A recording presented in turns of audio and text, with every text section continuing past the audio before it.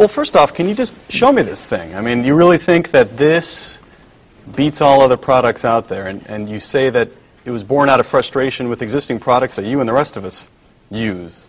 Tell me about that. Well, you know, our business, we make desktop computers, but increasingly we make laptops, notebooks, mobile computers, and almost half of our business now is iPods, which are clearly mobile devices. It's very clear to us that the world's going mobile.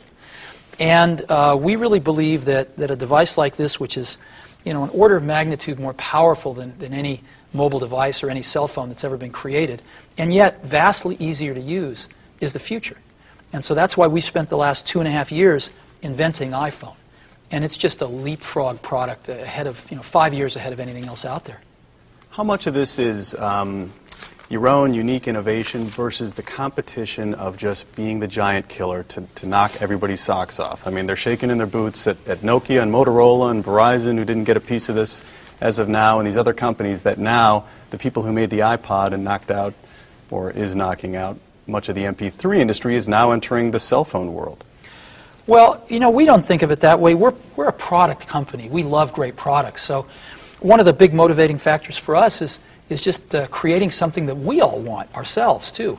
And so that's what we've tried to do with iPhone. We've been working really hard on it for a few years, and not to beat anybody else, but because nobody else was making something that really we thought was the right product. And so we've come out with our contribution, and people will vote with their money, and they'll buy it or they won't. And we think a lot of people are going to love it. So we'll find out soon. I thought it was interesting that you announced the change from Apple Computer to Apple Inc. today, because I was wanting to ask you, is Apple a computer company anymore? Is it an entertainment company, a media company? How do you describe Apple? Apple's Apple. It used to be just a computer company, but with the advent of, but always on the real creative side.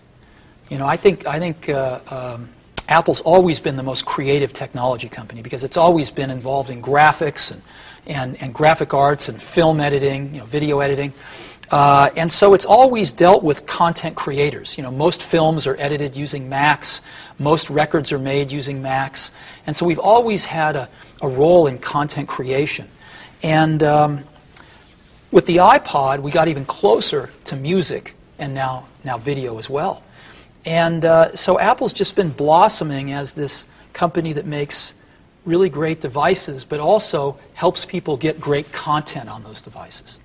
And that's what we do. How is it that Apple seems to be cornering the market on what is cool? Are you cool? I mean, who is it who continues to have the ideas that seem to capture the public's imagination? There's a lot of smart people at all these other companies coming up with other devices, and yet people are just waiting with bated breath for the next anything. Well, I think there's a lot of people doing good work out there. We certainly don't have a exclusive on that. I mean, look at Google. Look at the work they're doing. Yahoo is doing some great work. Sometimes you just have to look in different places. And what's great about Apple, though, is that we combine all the disciplines under one roof. We own the second highest volume operating system in the world, and what many consider to be the best operating system. We write lots of applications. We know how to write great application software. We know how to write great software that goes in devices. We have great industrial design, and we know how to make great devices. And so, we know how to do the devices, the software on the personal computer, and with iTunes Store, the services that can, sell you that content. And we have all of that under one roof, the hardware and all those different kinds of software and services. And there's not another company in the world that has all that, period. And we figured out a way to work together so that we don't have all these silos in the company, but rather we work together towards one end. What do you think this is going to do to the cell phone industry? I think it's going to take the cell phone industry to the next level. That's what I think. And what then is the next cool product? No one bats 1,000. You've been called the Babe Ruth of Silicon Valley. Are you worried that you reach a point where there isn't another killer piece of hardware to come out with to wow the world? Again, we don't worry about stuff like that. We just try to build products that we think are really wonderful and that people might want. And sometimes we're right and sometimes we're wrong. But I think we're going to hit a grand slam with this. What can you say to reassure the public and investors that the option backdating scandal won't get in the way of your work and won't take you away from the helm of Apple? Sure.